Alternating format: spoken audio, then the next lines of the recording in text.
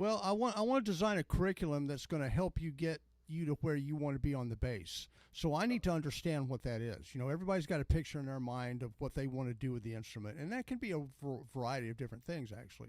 But I need to see that picture so that I can say, okay, well, you want to do this, so we need to work on that. You want to do this, we need to work on that kind of thing. You know, so it's mainly going to be harmony stuff that's going to give you tools, you know, to play what you want to play. So let's say if somebody says, okay, Roy, we're going to do a funk groove on an A7 chord.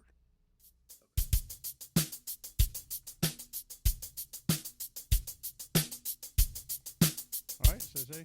Ready? 1, 2, 3, 4.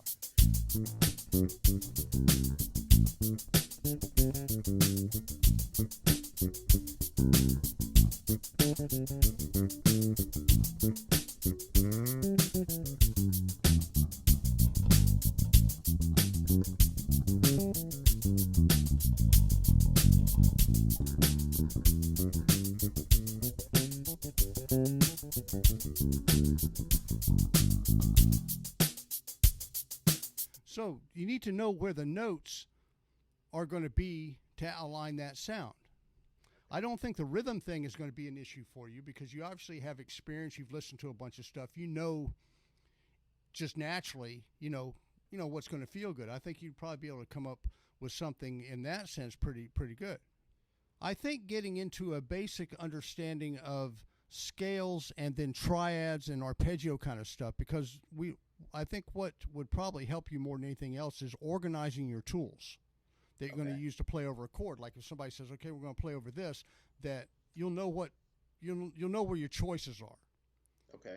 Right. So really that's what it comes down to, because a bass line consists of three main elements. First and foremost is groove and feel, which is the most important thing we do as bass players. Okay. You know, that is our prime directive. It's even more important than the right notes. Right. Because the wrong notes can still feel good. Right? So, you know, groove is always number one. And then that's tied directly into the second element, rhythms. Okay. Right? So groove and rhythm work hand in hand. You can't really have one without the other. Then you have, and at the bottom of the list is the note job of a bass line. Right? So I think groove and rhythm you probably got a naturally good handle on already. Okay. You know, just through all the stuff you've listened to all your life, right? Yeah.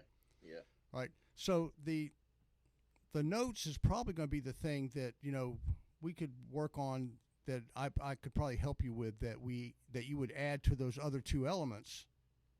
Okay. You know, to make your bass playing stronger. To basically, it's really to have control of your choices. Okay. Right. So if we look at the note job of a bass line, what is that supposed to do?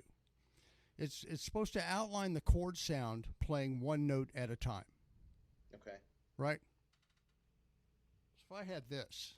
1, 2, 1, 2.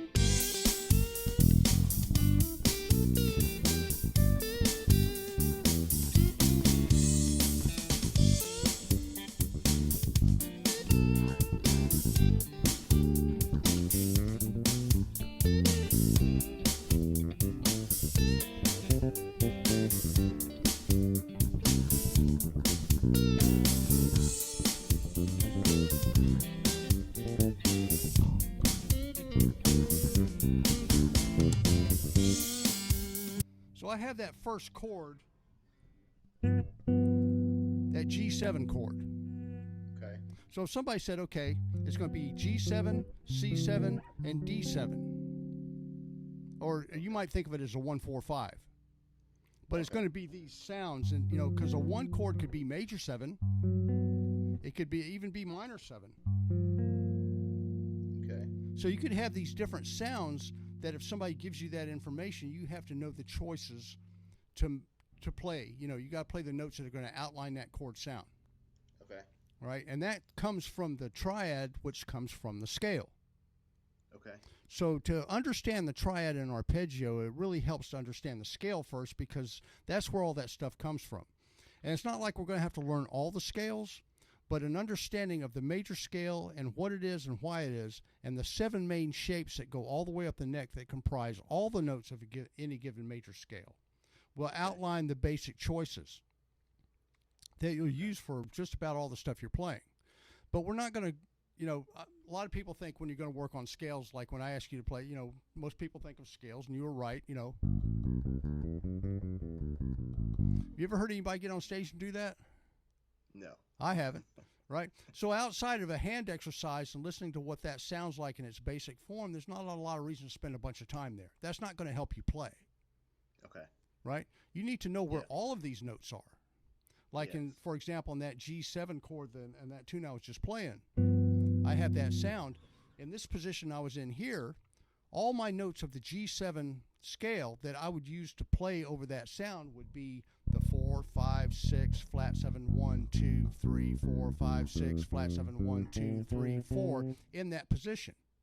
Okay. And then in the next position, 5, 6, flat 7, 1, 2, 3, 4, 5, 6.